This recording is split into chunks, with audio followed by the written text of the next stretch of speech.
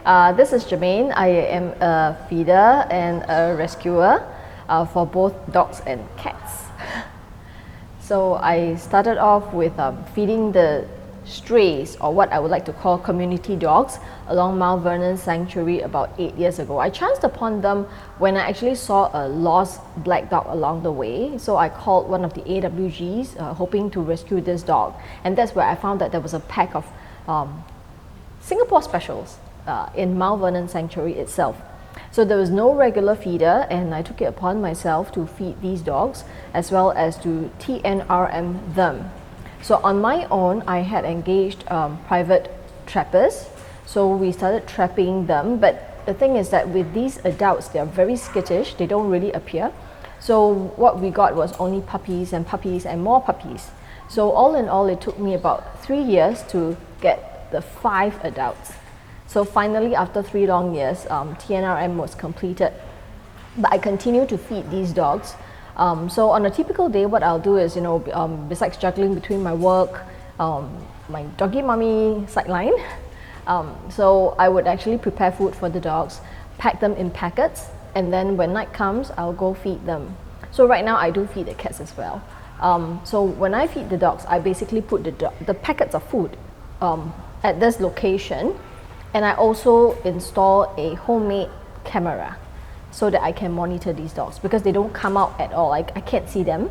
So what happens is the next day I would go there, clear up whatever balanced food, and then I would look into my camera to check for the footages, to check which dogs are out to eat, whether these dogs are okay or not.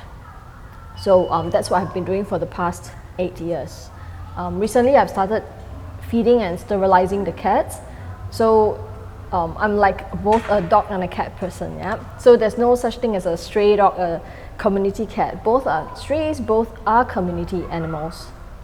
So I would say that the biggest misconception about Singapore Specials is that they're the dirty dog. According to our grandparents, the mutt, the mongrel is like a dirty dog.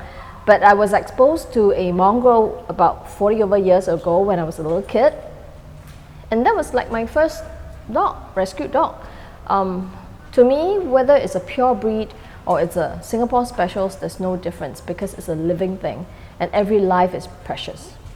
I've had pedigree dogs, I've had Alaska Malamutes, I've had Jack Russell, Shih Tzus, but then again, let me tell you, it takes a very special person to own a Singapore Special, and that's why it's called Singapore Special. Yep. I hope that more people would not have this misconception about Singapore Specials, and actually open their hearts and homes to this special breed.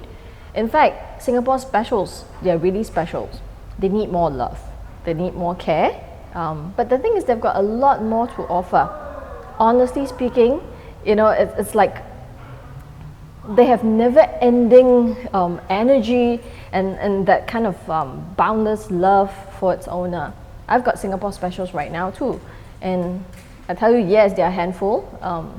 Sometimes it really breaks your heart, wrecks your nerves, but then again, it makes you very happy to see them when you come back home. And of course, the saddest thing would be when you have to say goodbye, as with any other animal. Yep. So I hope that more people would open their hearts to Singapore Specials.